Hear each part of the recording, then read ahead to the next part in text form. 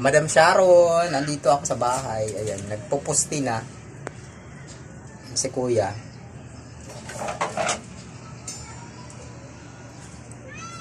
Kahapon pala hindi nakapag-umpisa kasi may ginawa si Kuya. Ngayon lang. Ayan, magpupusti na. Ayan yung mga materialis po. Ilang peraso ang simento mo? Nandun sa labas pa yung mga bakal.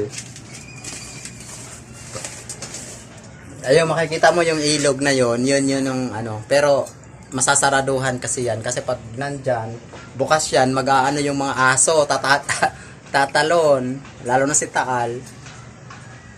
Ayan po, ma'am. Nagbabakal pa lang bukas siguro. Susunod na araw, makapusti na sila. Saan mo nilagay ang mga ano? Salamat, ma'am. Ang mga gilo silito? Ha? Saan?